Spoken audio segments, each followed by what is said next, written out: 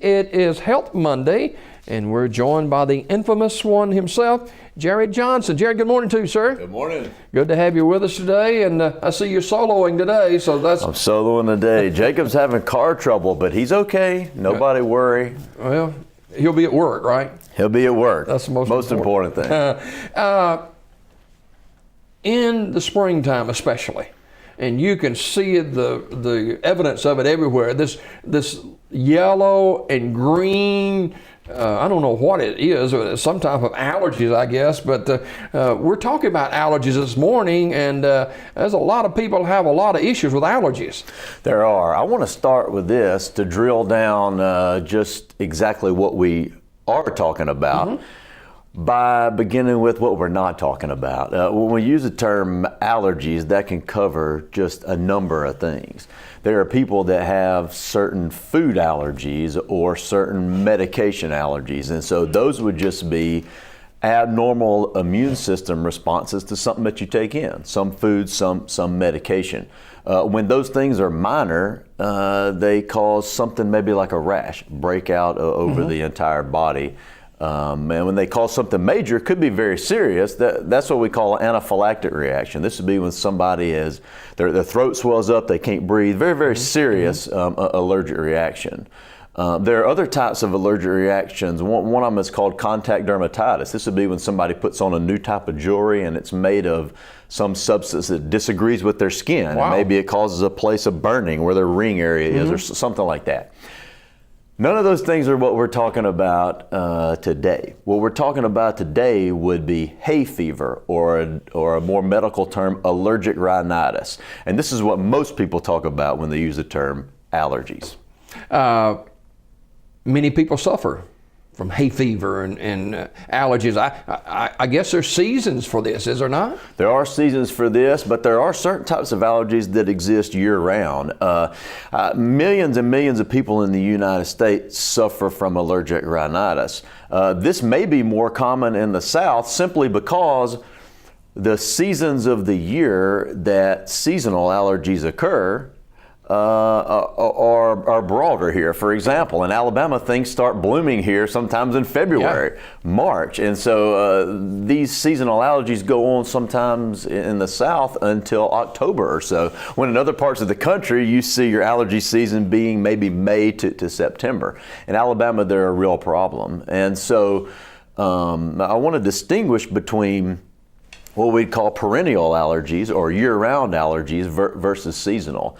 There are persons who are allergic to things such as cockroaches, believe it or not, allergic to dust mites, allergic to pet dander, and pet dander is just the flakes of skin that pets shed. Those type of things, obviously, you can tell by just listening to it, are things that can occur year-round.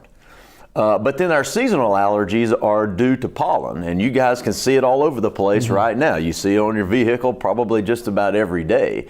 At this time of year, and this is April, we're getting into the middle to late spring, I guess now. But the first thing that comes out in spring are tree pollens, and that happens in Alabama in the February to March range. And then the grass pollens come around in other parts of the country not until the summer, but in Alabama they're already here. In fact, you can look at the Weather Channel, pulled it up just yesterday. Right now in Alabama, our grass pollen counts are very high. Wow. Our tree pollen counts are high. As we get later on into the year in the fall, we'll have a different kind of pollen, our ragweed pollen. The counts of those are basically negligible in Alabama right now. And so all these things cause a myriad of problems for those of us who suffer. Well, how do we tackle the spring allergies to begin with? Okay, good question. Well, first of all, let's make sure we understand the symptoms that we're trying to treat. So when persons are allergic to something, it causes symptoms such as runny nose and itchy, watery eyes, and maybe the most annoying for the sufferer and for those who are around the sufferer would be sneezing. I don't know about you, but I've done a lot of sneezing in the last few weeks. Sometimes, but not all the time, when people have seasonal allergies, they will also have nasal congestion. And sometimes they'll have a cough. Honestly, the cough is probably due to a drainage, a post-nasal type drip.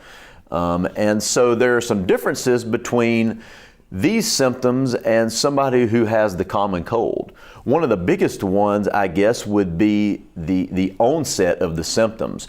When a person comes in contact with something that they are allergic to, the onset is immediate. So if you go outside today and you go to cut your grass and you come in contact with a pollen that you're allergic to, doesn't take long for the sneezing to start, right? When somebody has a common cold, even though some of these symptoms are the same, you come in contact with a cold virus, and it's 2 to 3 days before you actually develop symptoms. So that's one of the major differences. It's kind of wild that people, you'll see somebody that's suffering from some of these symptoms you described, and you ask them about this. Well, I've got a cold or allergies or the flu or something like that. But there's some differences there. Well, that's right. There are some differences there, but probably, truthfully, there are probably more similarities than there are differences. And the flu, if it weren't for the body aches, the flu would sound a lot like the things we're talking about as well. Yeah. We're talking with Jared Johnson this morning from Marble City Pharmacy, our guest on Health Monday. We're talking about allergies and how do we treat them? Well, there are a number of different treatments, and this is the good part, I guess, about allergies. Most of the treatments that we use now are available without a prescription. I was about to say, they're on the counter. In fact, just last week, another prescription medicine for allergies became available over the counter. The brand name for that is Zizal. Some of you guys may have heard of that. You may have been taking that. The generic name or the chemical name is levocetirizine. Very, very similar to Zyrtec, but a newer version, once a day version, and that's now available over the counter.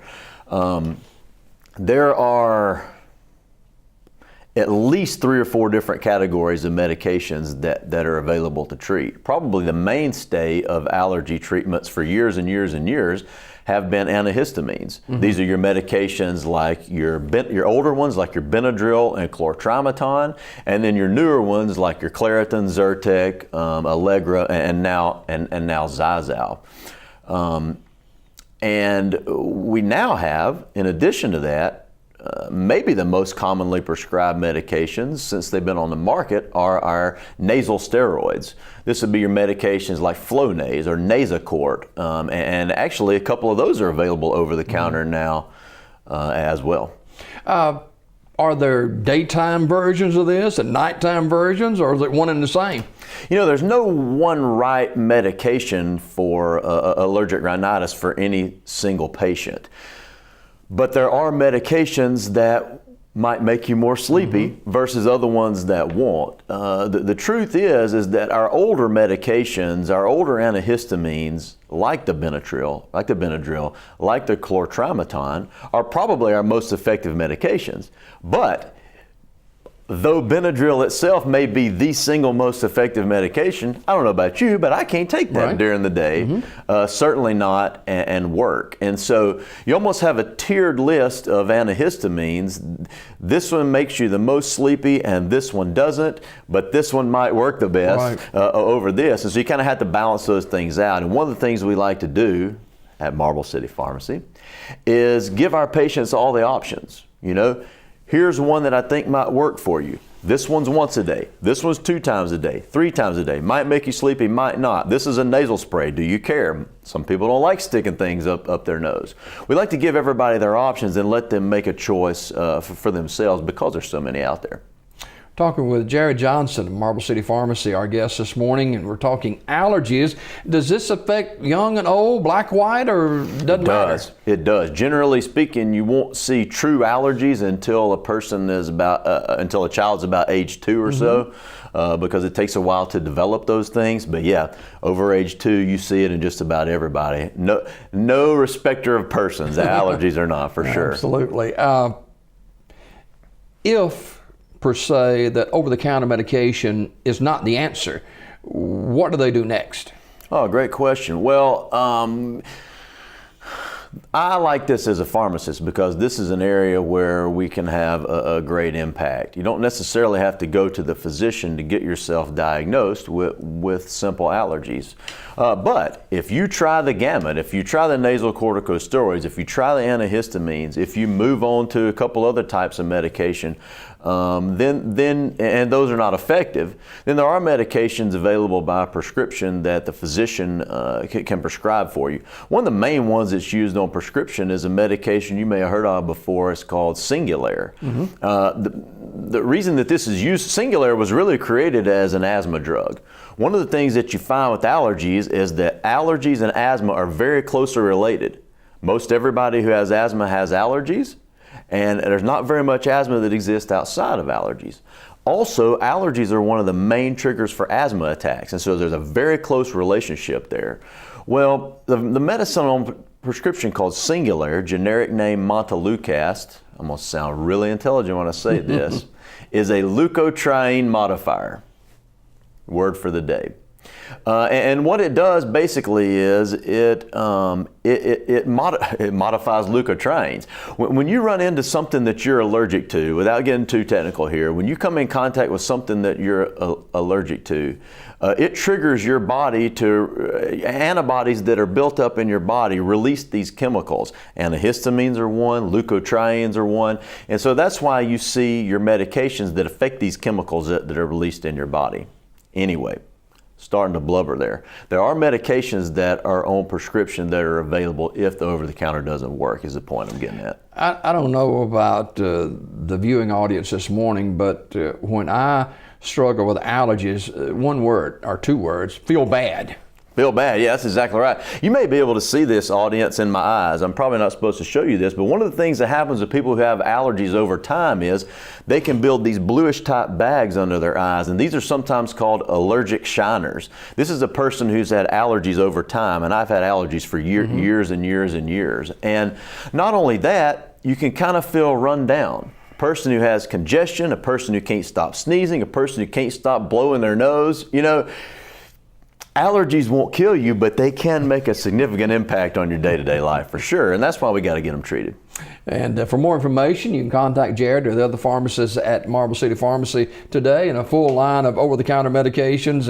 And of course, if someone has other questions, I'm sure you guys will take time to talk with and try to answer those questions. Oh, absolutely. That's what we love to do, so come see us. All right. Jared Johnson, Marble City Pharmacy, our guest this morning on Health Monday. About 6 minutes before the hour, more to do on Daybreak right after you watch this.